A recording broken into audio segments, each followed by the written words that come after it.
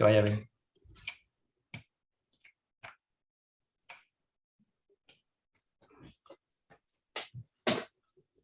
Buenas tardes. Gracias por asistir a este seminario del Instituto del IBS Granada, seminario que es el último del año, de 2021, y que tenemos la suerte de tener un tema muy interesante y presentado por una eminente investigadora clínica. El título de este último seminario del año del IBS es Cosméticos y endometriosis, resultado del estudio ENDEA. Es un trabajo que viene realizando el grupo TEC12 del área de terapia avanzada y tecnologías médicas del IBS Granada. El grupo TEC12 se va a denominar a partir de próximamente como salud materno-fetal y elastografía. Este trabajo que se presenta hoy es un poco ejemplo de lo que son las alianzas estratégicas entre distintos grupos del instituto, pues uno de los investigadores principales de este estudio empezó en el A15, en el grupo de oncología básica y clínica, este estudio, y luego se cambió al TEC12. Y realmente, como veis aquí en la presentación, los autores, los presentadores de este estudio, que son la doctora Olga Ocón Hernández, que es especialista en obstetricia y ginecología, facultativo especialista de área en el Hospital Clínico San Cecilio, que tiene un contrato Juan Rodés, y pertenece al TEC12, y Francisco Peinado Rodríguez, que es del grupo A15 de oncología básica y clínica. Entonces, creemos que es un colofón para estos seminarios del IBS extraordinario, no solo por el ponente, la doctora Ocón, que lo presenta, que sería el ejemplo más claro de lo que es el investigador, el clínico investigador que tenemos, sino también por el tema escogido. El tema escogido que trata de una enfermedad muy frecuente, muy desconocida, y que desde luego, si hay algunas enfermedades que necesitan ser visibles en esta sociedad, que se tengan en cuenta, una de ellas es la endometriosis. Y el abordaje de la endometriosis con estudios, con cohortes, con estudios de caso control que se inician desde hace ya años, creo que son lo que más necesita esta enfermedad para darle visibilidad y para tener resultados claros. Así que, Olga, cuando quiera, tienes la palabra. Muchas gracias, José Antonio, por la presentación, al Instituto por la oportunidad de presentar parte de los resultados de nuestro estudio y un poco todo el proceso que nos ha llevado a poder contar algo de la enfermedad. Yo inicialmente, no puedo pasar ahora, le puse el nombre a esta charla de Cosméticos y endomequé, por lo que dice el doctor Castilla de qué es el endometriosis, endomequé. Esta palabra la han utilizado mucho las asociaciones de pacientes afectadas por el desconocimiento que hay en la población general, incluso en los profesionales sanitarios de esta enfermedad. Y bueno, no solamente voy a hablar del papel de los cosméticos en la enfermedad, sino también un poco todo lo que lleva detrás un estudio de este tipo y la colaboración con la asociación. Parte de esta presentación también la ha elaborado Francisco Peinado, que está trabajando con nosotros en el estudio ahora con un contrato IBCIS. Bueno, ¿qué es la endometriosis?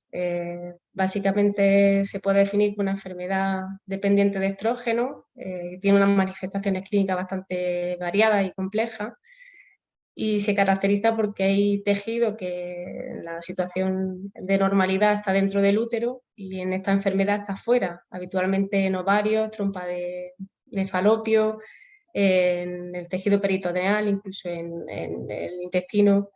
Y cada mes, en cada ciclo, sangra la cavidad abdominal y produce una reacción inflamatoria con dolor y con fibrosis y lesión de órganos vecinos. Por eso los síntomas más habituales son dolor, habitualmente asociado con la regla, pero ya en casos más graves con dolor fuera de la regla, con dolor al defecar, al orinar, al tener relaciones sexuales. Y otra de las causas que produce esta enfermedad es la infertilidad, que a veces es el primer síntoma que produce, ¿no? Y por eso se llega al diagnóstico cuando las mujeres quieren buscar enfermedad y se le empieza a estudiar y se diagnostica esa enfermedad. Y lo que comentaba, los síntomas son muy variados y no se suelen, o sea, no tiene por qué haber una relación directa entre la extensión de la enfermedad y los síntomas. Puede haber una extensión mínima de esa enfermedad, pero mucha sintomatología, y al revés, mujeres que no tienen síntomas, que si acaso consultan por eso, por infertilidad, y cuando se le hace una cirugía tienen una enfermedad pélvica bastante grave. ¿Qué de frecuente esa enfermedad? Pues no lo sabemos, porque no hay estudios poblacionales y nos basamos más en registros hospitalarios, y en base a esos datos pues ronda entre un 5 y un 20% de mujeres de edad fértil, o sea que entre 1,5 y 2 de cada 10 mujeres que tienen reglas pueden tener la enfermedad. Pero en aquellas mujeres que tienen síntomas o consultan por infertilidad, se ha llegado a estimar que hasta 1 de cada 2 pueden tener esta enfermedad. En España, el único artículo que hay en relación a la epidemiología de esta enfermedad es de aquí, de Granada, del Departamento de Ginecología, que es reciente esta publicación, y estudiaron la incidencia en registro hospitalario de esta enfermedad entre los años 2014 y 2017, y habla pues, de incidencia de número de casos por cada 100.000 mujeres por año, y se ve que las comunidades autónomas de Valencia y Navarra son las que tienen más incidencia de esta enfermedad. Y uno de los problemas es que esta enfermedad, desde que se sospecha el inicio de esos implantes fuera del útero hasta un diagnóstico definitivo, se puede retrasar hasta una media de 10 años, por las implicaciones en cuanto a la gravedad o a los problemas de salud que genera en la mujer. Y la endometriosis no es solo dolor, tiene otros muchos más aspectos. Se ha asociado con otras enfermedades como la fatiga crónica, enfermedades autoinmunes, porque pueden tener un nexo común. Y nuestro grupo, a partir del estudio del que voy a comentar algunos resultados, pues hemos tenido otras publicaciones. Por ejemplo, bueno, un grupo de mujeres que se les pasó un cuestionario a nivel nacional, se vio que por el hecho de tener la enfermedad se limitan mucho sus actividades de la vida diaria. Hay una sensibilización central al dolor, puede dejar de estar la enfermedad porque se ha quitado la lesión, pero ante cualquier estímulo ya no doloroso, la mujer es capaz de percibirlo como doloroso, lo que se llama la sensibilización central. La carga de síntomas que tiene asociada a la enfermedad puede afectar al desarrollo de su trabajo, por las bajas, por el dolor, por la incapacidad, la fatiga que se asocia a esta enfermedad, y incluso a su estatus psicosocial, porque afecta a las relaciones personales, a las relaciones familiares y a la calidad de vida. ¿Qué causa esta enfermedad? Pues son todo muchas teorías, no tenemos una causa-efecto. Se está hablando en las últimas publicaciones de que puede haber factores genéticos que no están claramente bien identificados, factores inmunológicos por enfermedades autoinmunes que parecen estar asociadas, también factores hormonales por ser una enfermedad hormonodependiente, y también lo que nos hemos centrado nosotros y otros grupos a nivel internacional es el papel del medio ambiente por las múltiples, o sea, las cientos de miles de sustancias químicas que se han generado en el siglo XX y el siglo XXI, y que pueden tener un papel en el funcionamiento normal del sistema hormonal de las poblaciones generales.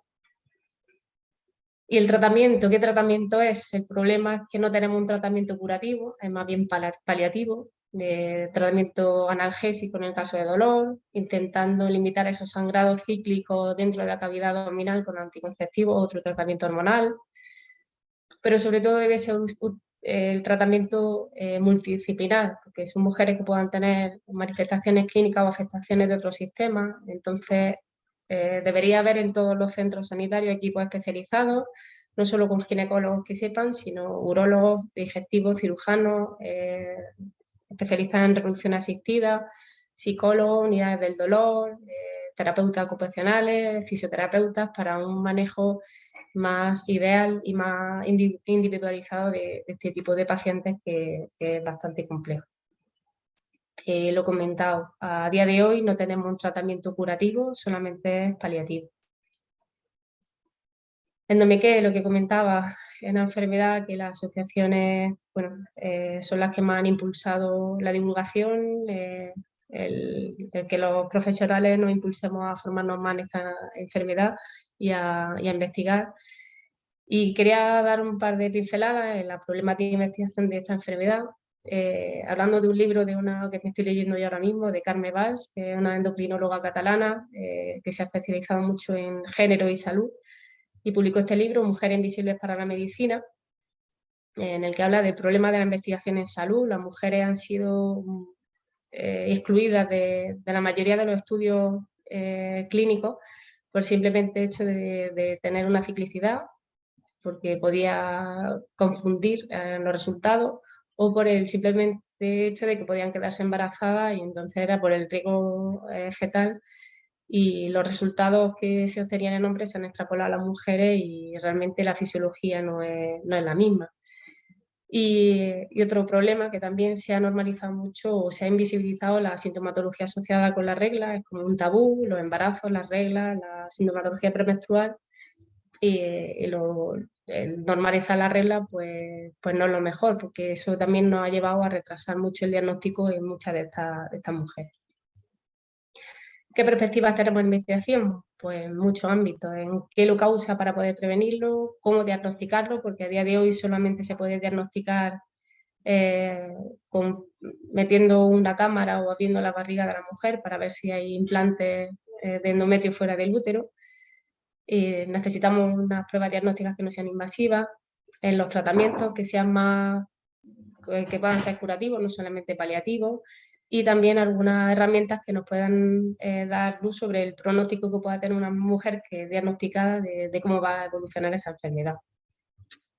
Hay grupos internacionales y también nacionales que están trabajando en esos aspectos, en las posibles causas. Nosotros estamos centrándonos más en el medio ambiente y factores que puedan estar en medio.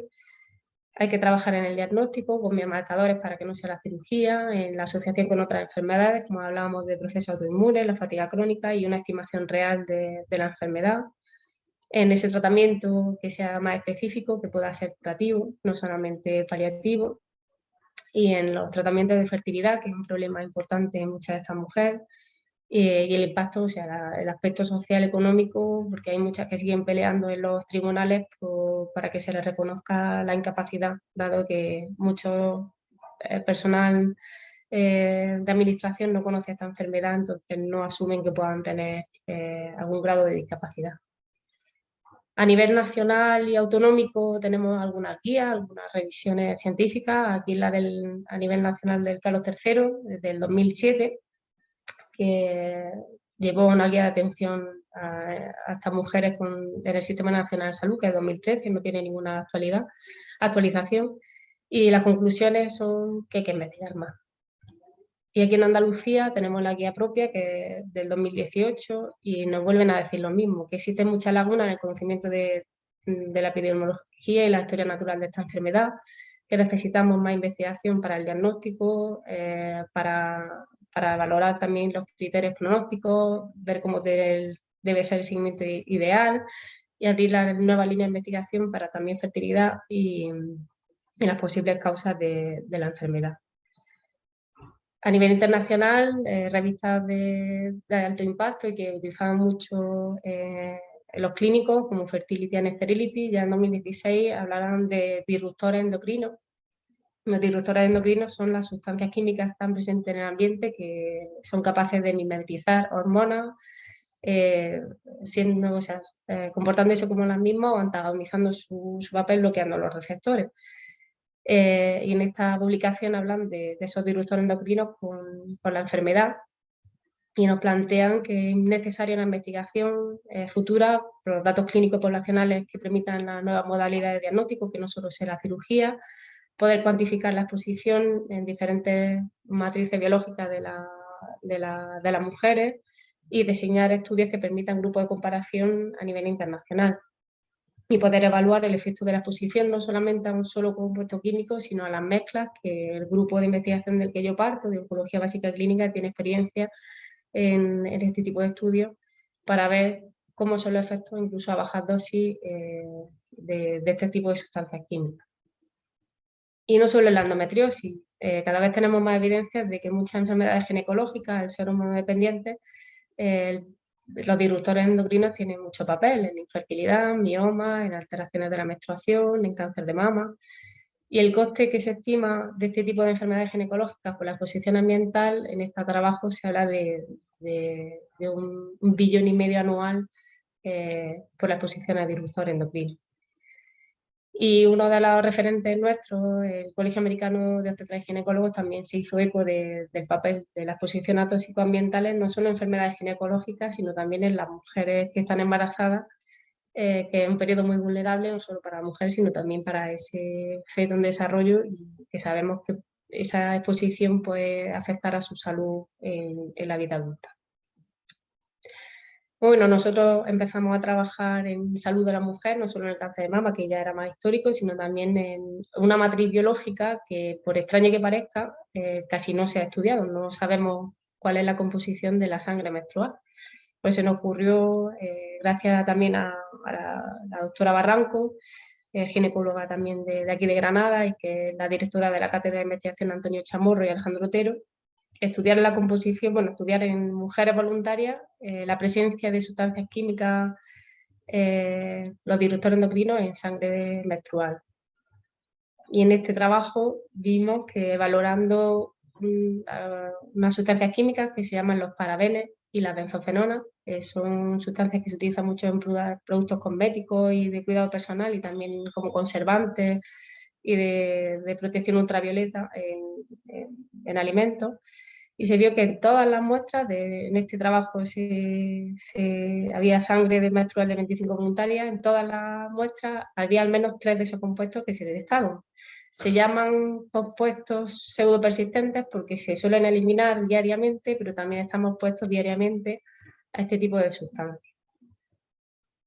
Se publicó también en prensa, en la página de la Universidad de Granada, y también se publicó a posteriori este trabajo de las concentraciones en sangre menstrual de este tipo de sustancias, parabenes y benzofenonas, y qué factores de estilo de vida de las mujeres se asociaban a más exposición, y se vio que el uso de cosméticos y de productos de cuidado personal y algunos estilos alimentarios, como consumo de más lácteos o de carne, se asociaban a mayor cantidad de este tipo de sustancias en la sangre menstrual.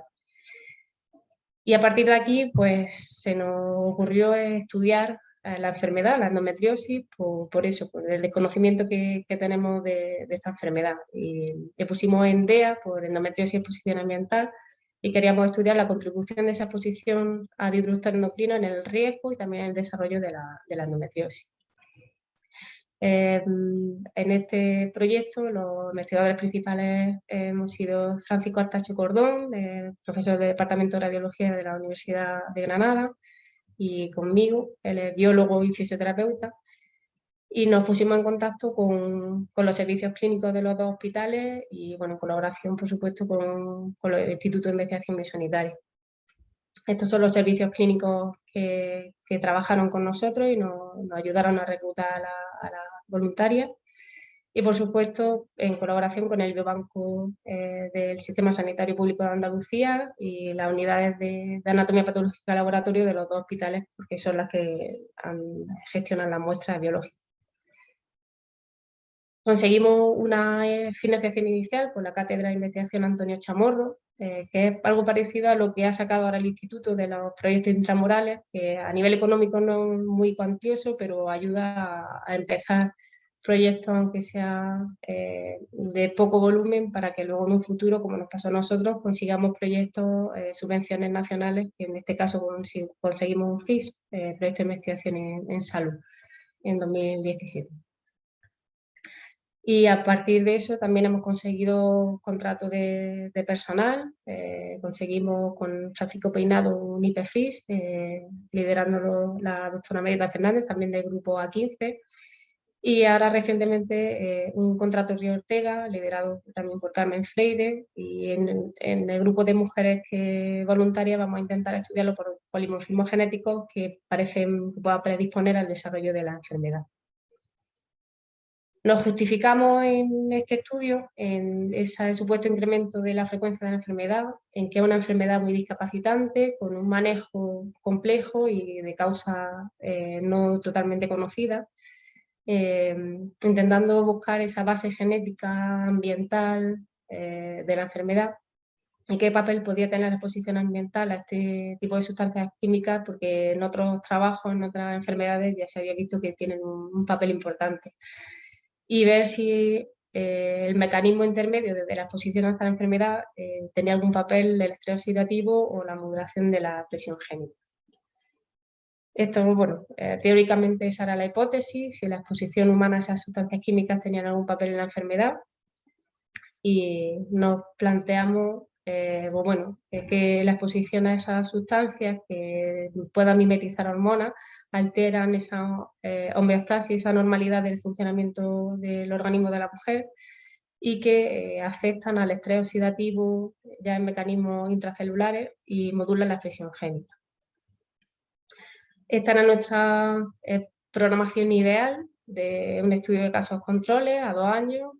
Queríamos 100 casos de mujeres que se diagnosticaran de endometriosis, que se sometieran a cirugía, porque es la única forma de saber si tienen una enfermedad, y 200 controles de mujeres que se operasen de cualquier otra patología, por una apendicitis, una vesícula o quistes benignos ováricos o mioma, porque necesitábamos que se operasen de abdominal para comprobar que tuviese la enfermedad. Pero tuvimos la catástrofe. Esto empezó en 2016-2017.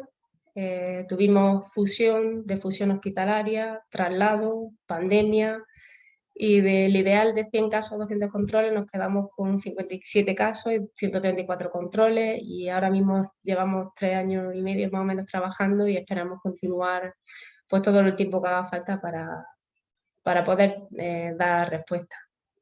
Por supuesto, tenemos que dar las gracias a todas las voluntarias que han cedido su información, su muestra biológica y que han querido colaborar en nuestro estudio.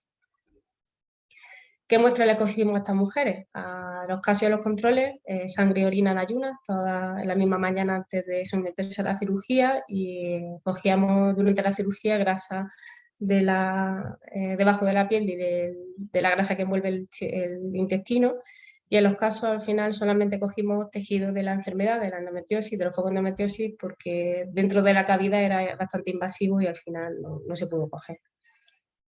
A todas les administramos cuestionarios generales sobre sus características, su sociodemográfica, antropométrica, historia reproductiva, también en relación a antecedentes médicos quirúrgicos, uso de cosméticos, vivir cerca de fábricas, también qué tipo de alimentación tenían. Se les daba una hoja de información, todo pasado por el comité de ética. Y en colaboración con el biobanco y los servicios clínicos establecimos un circuito, porque no es nada fácil.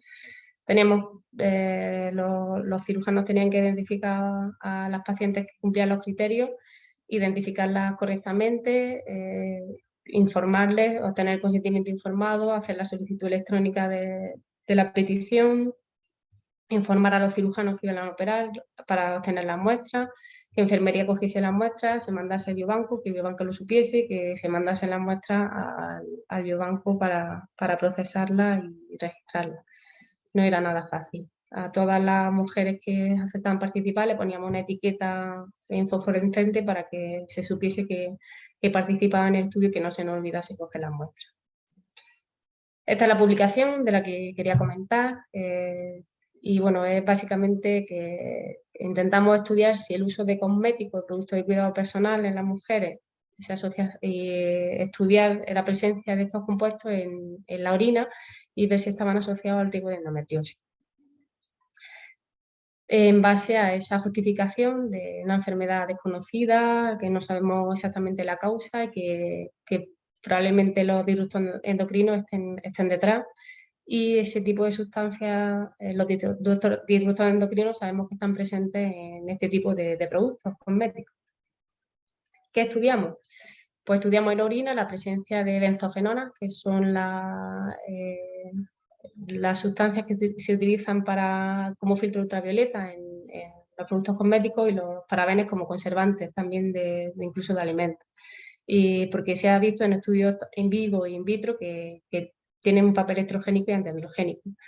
Y en algunos trabajos hay evidencia de que el estrés oxidativo puede ser un mecanismo intermedio, un mecanismo de acción de estos disruptores endocrinos. El objetivo nuestro pues, fue explorar esa relación de las concentraciones en orina de benzofenonas y parabenes en la utilización de cosméticos y productos de cuidado personal y su impacto en el riesgo de la enfermedad, y valorar si el estrés oxidativo era un papel intermediario. De estos estudios de casos y controles, para esta publicación se cogieron muestras de 35 casos y 89 controles, reclutadas en los 2 hospitales, con las muestras de orina en ayunas, y se le administraron cuestionarios específicos de uso de cosméticos y productos de cuidado personal, con los criterios de inclusión y exclusión específicos del estudio. Entonces pudimos ver si los niveles de exposición de disruptores endocrinos se relacionaban con el uso de cosméticos, si esa exposición estaba relacionada con la enfermedad y si el estrés oxidativo modificaba la relación entre la exposición a sustancias químicas y la enfermedad. Lo primero que hicimos fue comparar los 2 grupos, a los casos y los controles, para ver si eran comparables, y vimos que eran similares, que no había mucha diferencia en cuanto a la edad media de las mujeres que eran casos y los controles, el peso, el lugar de residencia, a nivel de educación, el número de embarazos previos, eran comparables. ¿Y qué vimos? Que había una asociación positiva entre las concentraciones en orina de algunas benzofenonas y un uso más frecuente de mascarillas, de cremas y de tratamientos de tintes para el cabello. O sea, más consumo de este tipo de sustancias, mayor nivel en orina de benzofenol. También con parabenes, un mayor uso de pintalabios, de cremas faciales, de laca y de espuma para el cabello, así como tratamiento de tinte para el cabello y el uso de pedicura, se asociaba con más concentración de parabenes en la orina.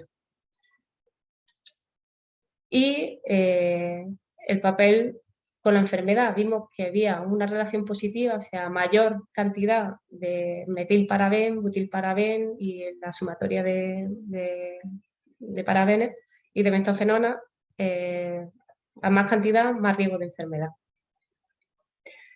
Y lo que queríamos ver, si el estrés oxidativo era un papel mediador entre la disrupción endocrina, los disruptores endocrinos y la enfermedad, y en este estudio no se ha visto ninguna asociación.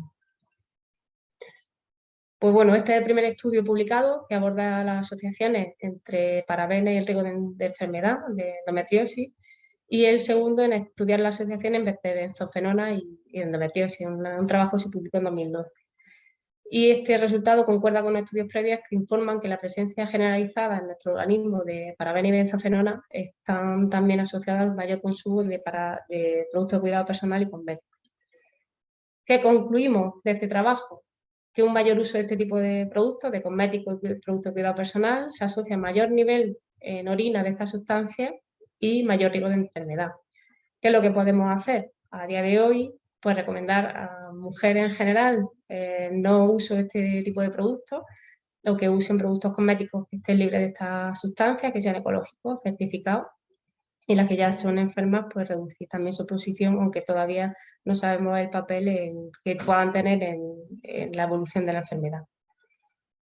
También hemos estudiado otro tipo de sustancias, también pseudopersistentes, como los bifenoles en orina de estas mujeres, y también se han encontrado mayores concentraciones de, sobre todo, bifenol A en las mujeres que tienen enfermedad.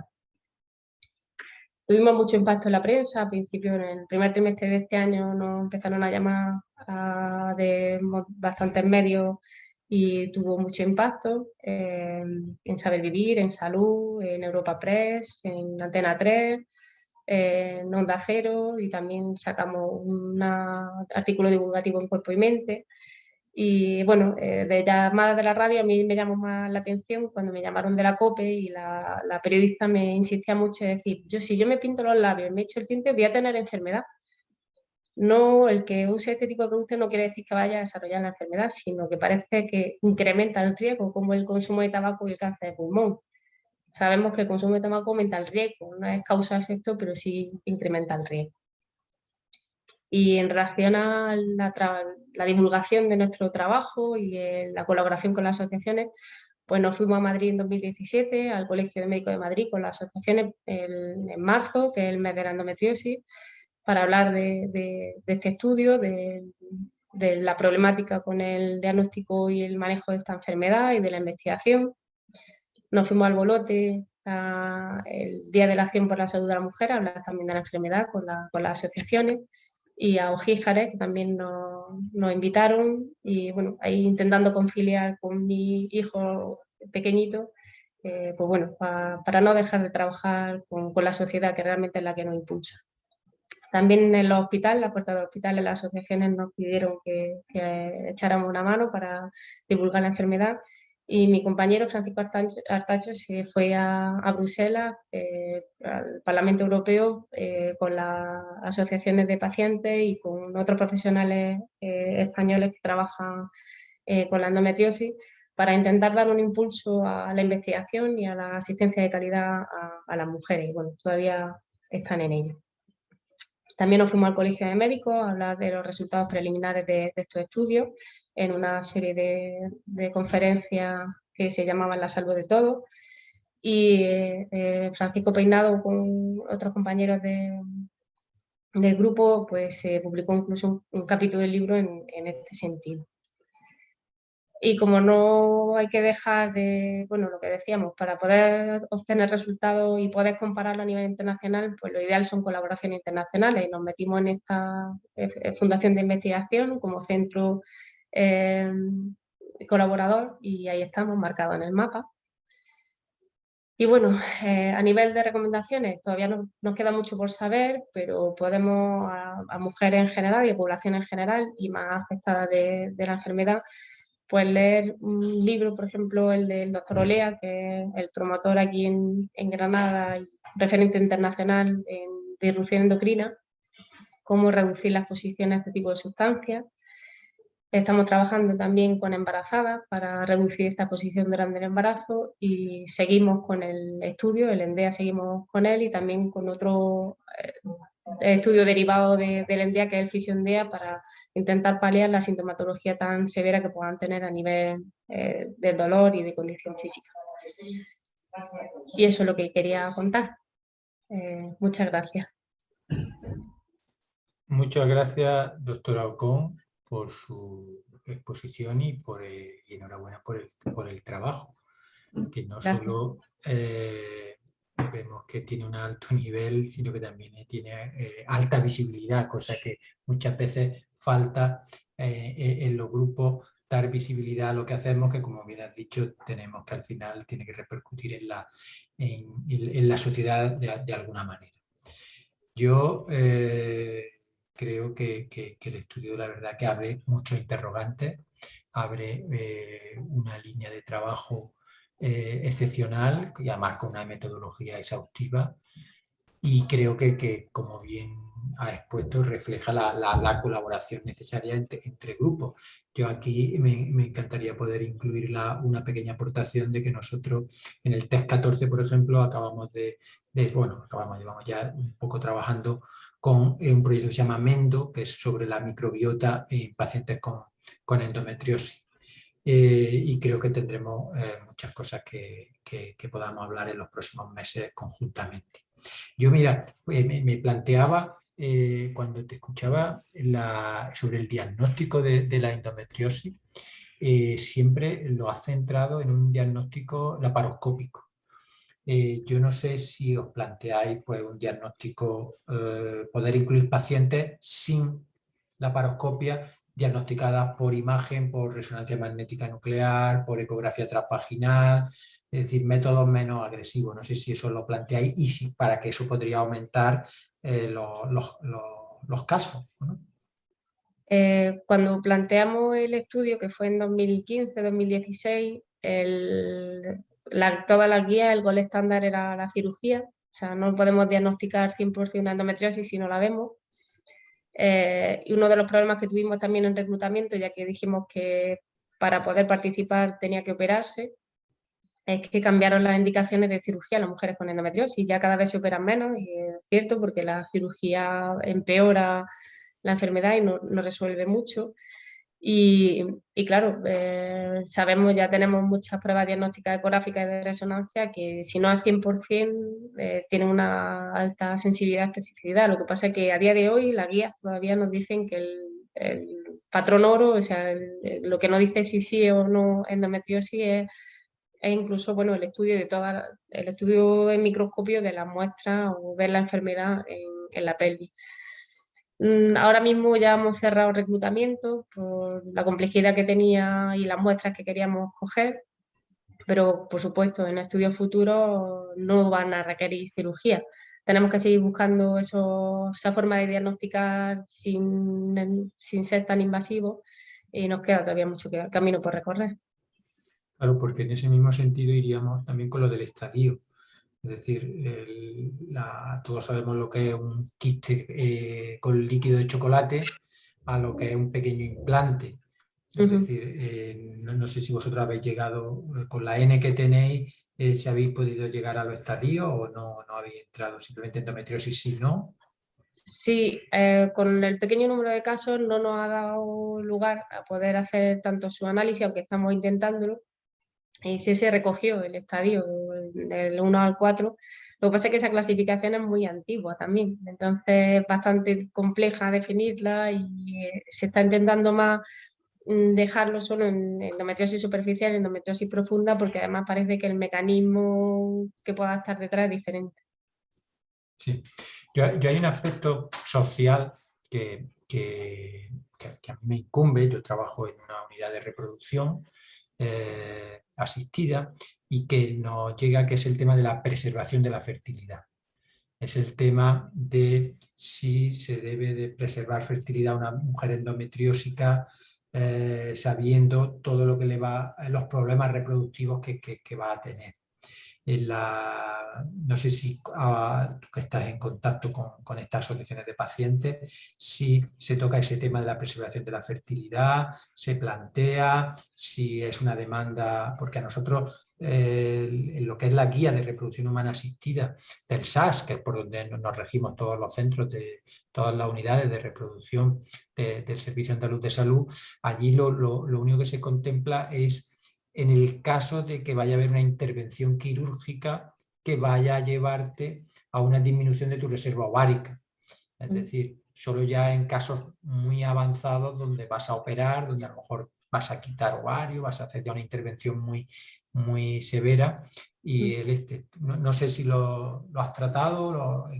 Sí, en las charlas que tuvimos con las asociaciones era una pregunta bastante reincidente, y ellas están presionando a nivel legislativo para que, por un lado, aquella que desea quedarse embarazada y tiene endometriosis sea grupo prioritario, o sea, que se esté por delante de mujeres que no tengan enfermedad a la hora de entrar en las listas de espera. Y por otro lado, se sabe que aunque no sea con cirugía, la enfermedad reduce eh, la calidad, o sea, por la enfermedad que engloba, o sea, los quistes y el microambiente que pueda detrás, la calidad que puedan tener los ovocitos, la receptividad endometrial. Entonces, están pidiendo también que a nivel legislativo, sobre todo cuando dice, me diagnostican enfermedad con 25 años, no ahora mismo, no a mi momento, ¿qué puedo hacer para que en un futuro, porque sé que vaya empeorando mi capacidad reproductiva mucho más que mujeres que no tienen la enfermedad? Y es una pelea que tienen y que lo saben, ellas saben más que nosotros muchas veces de la enfermedad, y están pidiendo, nosotros también tenemos que pedir y estar detrás de ellas también. Olga, mira, tenemos una pregunta a través del chat que te quisieran preguntar si, aparte de los parabenos, benzofenonas, bifenoles, si vais a estudiar también otro tipo de disruptores como los talatos, los PFA, los PCB, tanto en la sangre menstrual como en endometriosis. Es decir, Y están o sea, en el estudio y todas las muestras biológicas, porque ahora mismo hemos publicado solamente en orina, pero en sangre de las mujeres y en el tejido graso se van a estudiar todo ese tipo de sustancias, incluso el papel de todos estos compuestos, o sea, la expresión que pueda tener la exposición global a todo, con un ensayo que patentó el grupo de carga estrogénica total, o sea, cómo el pool de sustancias químicas en un tejido pueden tener efecto en esta enfermedad. O sí, sea que claro. sí. Siempre en los estudios de disruptores endocrinos siempre se plantea la misma cuestión. Yo tengo un estrógeno mimético, pero luego puedo tener un antiestrógeno en el pool, lo mismo que andrógeno, antiandrógeno, es decir, tienes una mezcla y siempre generalmente lo estudiamos de manera aislada y no de manera conjunta. Por eso es fundamental esos estudios funcionales que dice que se han desarrollado, que es lo que nos va a dar la idea integral de la acción del disruptor, de los disruptores endocrinos, no tanto solo lo aislado. Y a mí me gustaría también preguntarte, porque nosotros estamos también trabajando mucho con todo lo que sería, y para mí la endometriosis quizá también podríamos llamarla una enfermedad compleja desde el punto de vista genético, donde tenemos multifactorial y hay componentes genéticos. ¿Nos puedes avanzar algo de lo que me has comentado de los polimorfismos genéticos en pacientes endometriósicas? Así Sí, como bueno, primicia. ahí yo me pierdo un poquillo porque tampoco mi futuro profesional se ha ligado a otra área de la ginecología, pero la compañera de análisis clínico y junto con Carmen Freire, que es investigadora del grupo A15, que tienen más experiencia en disrupción endocrina y expresión génica, pues están detrás de eso y en el tejido de las enfermas, pues queremos buscar, o sea, no es como herencia genética, sino que esa exposición ambiental puede estar activando y desactivando una serie de genes que puedan promover la enfermedad en las pacientes, pero no te sabría decir específicamente cuáles son esos genes, porque es algo que todavía tenemos que ir definiendo e investigando en un futuro próximo.